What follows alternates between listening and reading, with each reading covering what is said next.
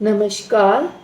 मैं विनीता कोठारी आप सभी का बीए तृतीय वर्ष गृह विज्ञान की क्लास में स्वागत करती हूँ। आज हम रेयॉन की विशेषताओं के बारे में अध्ययन करेंगे। आइए सबसे पहले हम इसकी भौतिक विशेषताओं के बारे में जानकारी प्राप्त करते हैं। सबसे पहला संगठन। रेयॉन का रेशा चाहे किसी भी विधि से निर्मित हो, क्योंकि उसका मूल आधार पौधे के भीतर पाया जाने वाला सेल्यूलोज है, क्योंकि यह पौधे से प्राप्त होने वाला रेशा है। सूक्ष्मदर्शी रचना एवं रूप। रेयॉन की सूक्ष्मदर्शी रचना एवं इसके निर्माण विधि पर डिपेंड करता है। Viscose rayon. अनुप्रस्थ काट सूक्ष्मदर्शी से देखने पर दांतेदार किनारी वाला दिखाई देता है। अनुप्रस्थ काट में यह छड़ जैसा दिखाई देता है, जिसके अंदर पतली पतली धागे के समान धारियां पूरी लंबाई में दिखाई देती है। ये धारियां चमकदार होती है। चमक कम होने की दशा में ये छोटे छोटे धब्बों के रूप में दिखाई देती है।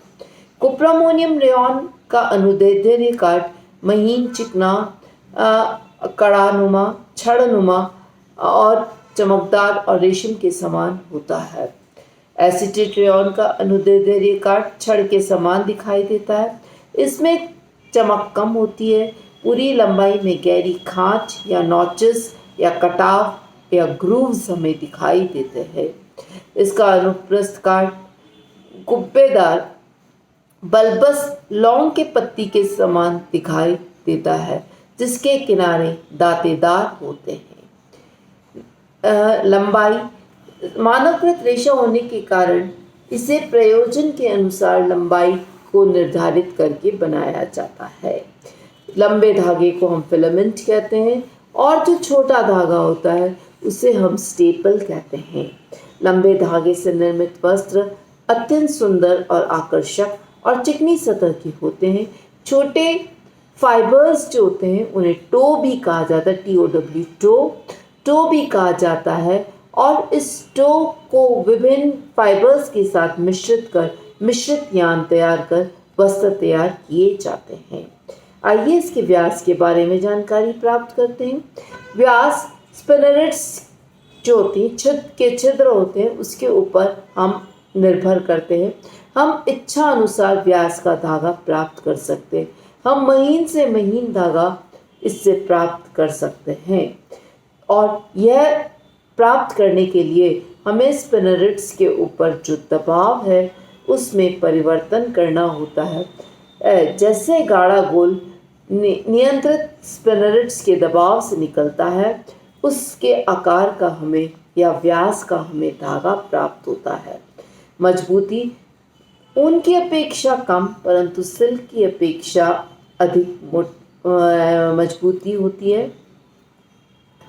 यूजुअली सूखी अवस्था में इसकी मजबूती ज़्यादा होती है। नम्र अवस्था में इसकी मजबूती 30 to 70% कम हो जाती है। सूखने के पश्चात अपनी खोई स्ट्रेंथ को ये पुनः वापस प्राप्त कर लेते हैं, पर धोने में इन्हें विशेष सावधानी की आवश्यकता होती है। अतः रेशमी वस्त्रों के समान ही इनकी धुलाई में भी अतिरिक्त सावधानी बरतना आवश्यक होता है। चमक। रेयॉन का रेशा काफ़ी चमकदार होता है। रेशे की चमक को कम करने के लिए उसमें टाइटेनियम ऑक्साइड या मिनरल ऑयल्स, खनिज तेलों का मिश्रण मिलाया जाता है। जब यह गोल अवस्था के अंदर होता है तभी इसमें टाइटेनियम ऑक्साइड या खनिज घोल मिला दिया जाता है। उसके पश्चात स्पिनरेट्स से निकाला जाता है, जिससे आवश्यक चमक का रेशा हमें प्राप्त होता है। यूजुअली स्थायी चमक कम करने के लिए रेयॉन के निर्माण हेतु तैयार गाढ़े घोल में टाइटेनियम ऑक्साइड, तेल आदि को मिला दिया जाता है। तब इसे स्पिनरेट्स छिद्रों से होकर गुजारा जाता है। तेल बिखर कर सूक्ष्म बुलबुलों के रूप में बना देते हैं, जो चमक को परिवर्तित कर देते हैं। कलर। सामान्यतः रेशा श्वेत रंग का होता है, परंतु इसे भिन्न भिन्न रंगों के अंदर बनाया जा सकता है। इसे कोलाइडल गोल अवस्था के अंदर ही विभिन्न रंगों को मिला दिया जाता है और रेशे को तैयार किया जाता है। अतः जो कलर है वह रेशे के अंदर ही निहित हो जाता है, समा जाता है और इस प्रकार जब रेशे रंग भीतर तक रेशे के अंदर प्रवेश कर जाते हैं तो यह रंग स्थायी रूप से बने रहते हैं। कताई करते समय विस्कोस रेयॉन येलो कलर का, एसीटेट कलरलेस और कुप्रामोनियम रेयॉन व्हाइट कलर का होता है। प्रत्यास्था रेयॉन में पर्याप्त प्रत्यास्था पाई जाती है। कुप्रामोनियम रेयॉन को खींचकर कताई की जाती है जिससे इसमें पर्याप्त लोच आ जाती है, अतः ये रेशे अपनी मूल लंबाई की शीघ्रता से प्राप्त कर लेते हैं। इसी तरह विस्कस रेयॉन की भी अत्यधिक प्रत्यास्था होती है। इससे निर्मित करते समय घोल में बड़े व्यास स्पिनर्ट्स के छिद्रों से निकाला जाता है, तत्पश्चात इन्हें खींचकर और ऐंठन देकर बनाया जाता है। इस कारण क्रश होने अथवा मुड़ जाने के पश्चात भी स्वतः अपनी मूल आकृति को प्राप्त कर लेते। प्रतिस्कंदता और रेयॉन वस्त्रों में ऊन और सिल्क से कम प्रतिस्कंदता पाई जाती है। थोड़े समय तक या थोड़ा सा खींचने के पश्चात वे अपनी पूर्व आकृति तो प्राप्त कर लेते हैं, परंतु अत्यधिक समय तक इसे खींचा जाता है या खींचने के पश्चात ये अपनी पूर्व आकृति को प्राप्त नहीं कर सकते। इस कारण ये फैले के फैले रह जाते हैं, साथ ही रेशे कमजोर और निर्मल हो जाते हैं। ताप और विद्युत संवाहकता एक्चुअली निर्भर करती है कि हमें किस विधि से रेयॉन को हमने प्राप्त किया है। कुप्रामोनियम अच्छा कुचालक होता है। गर्मी के दिनों में हम इसके वस्त्रों का उपयोग कर सकते हैं क्योंकि इसमें रेशे त्वचा को शीतलता प्रदान करते हैं। इसके रेशे अत्यंत बारीक होते हैं, वस्त्र काफ़ी हल्के होते हैं, अतः पहनने में सुहाने लगते हैं।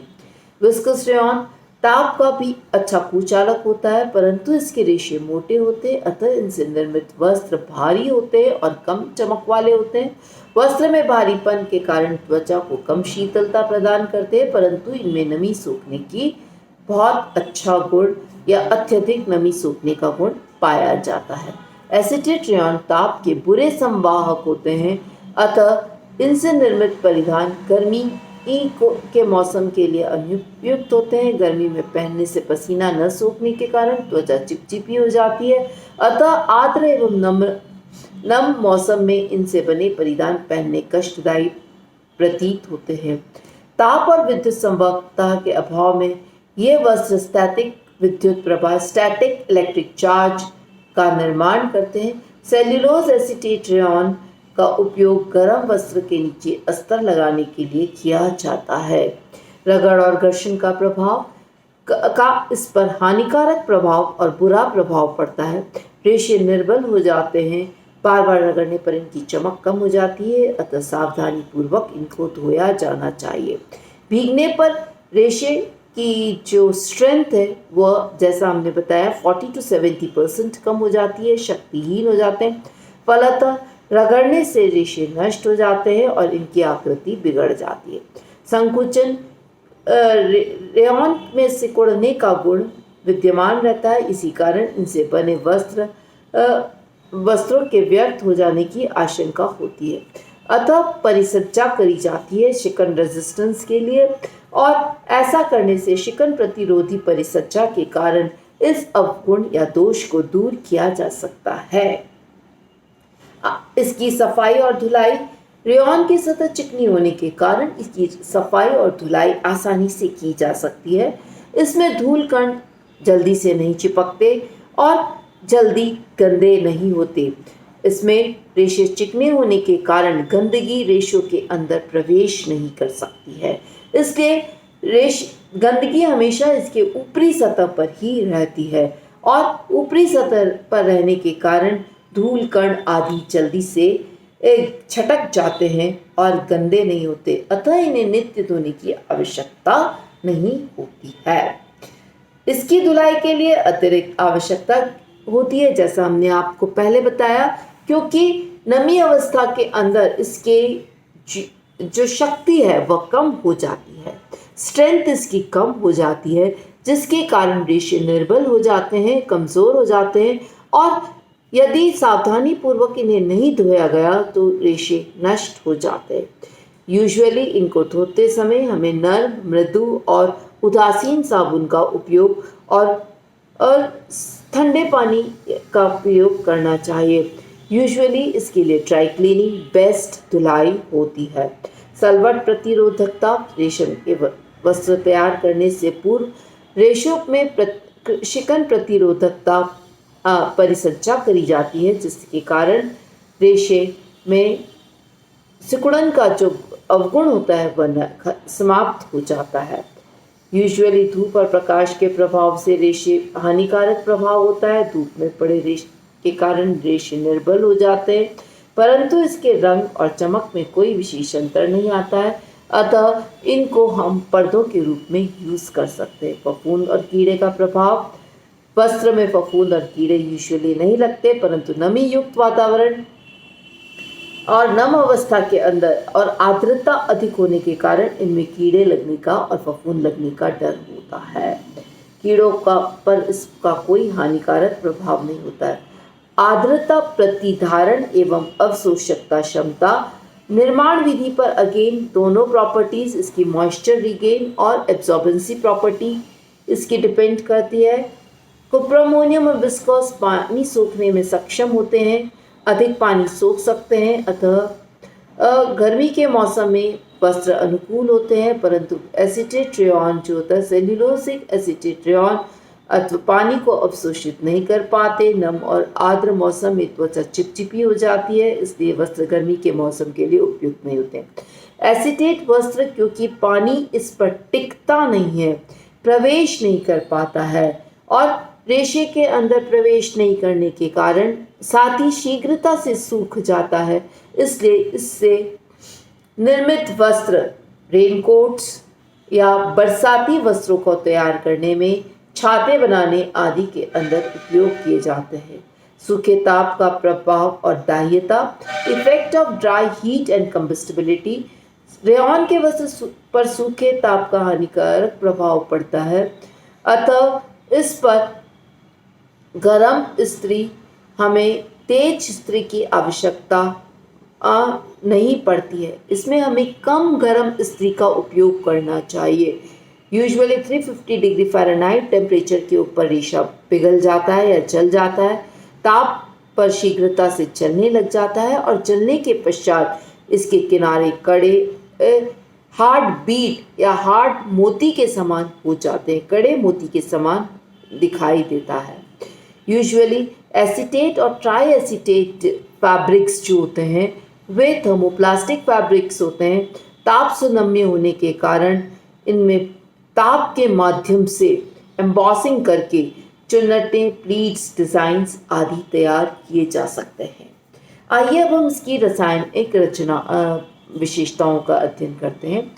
अम्ल का प्रभाव। सांद्र एवं शक्तिशाली कॉन्सेंट्रेटेड एसिड्स पर हानिकारक प्रभाव डालते हैं।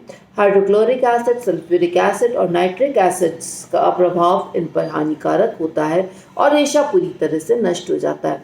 इसी तरह से कार्बनिक एसिड्स जैसे ऑक्सैलिक एसिड, सिट्रिक एसिड्स आदि भी रेयॉन पर हानिकारक प्रभाव डालते हैं। इनके संपर्क में आने से रेशे कमज़ोर हो जाते हैं।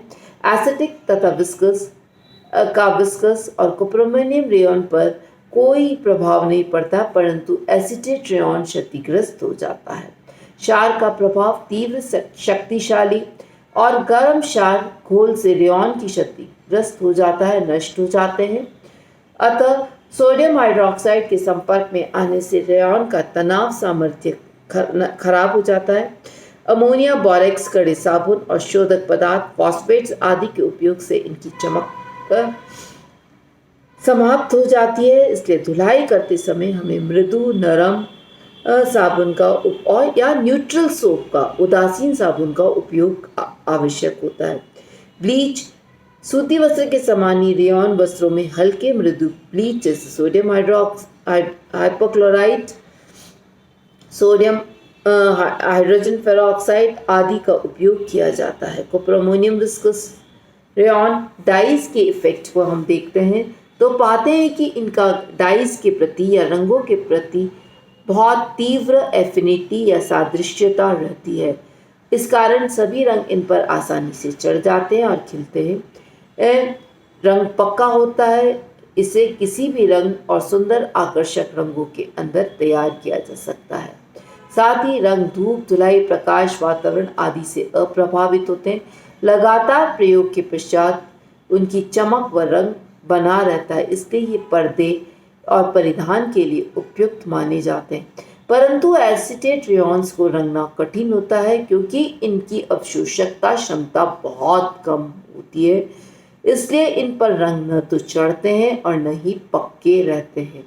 पसीने का प्रभाव, इनमें पसीना सहने की अद्भुत शक्ति होती है, परंतु पसीने के कारण इनकी रंग, मजबूती आदि के अंदर डिफरेंस नहीं आता है।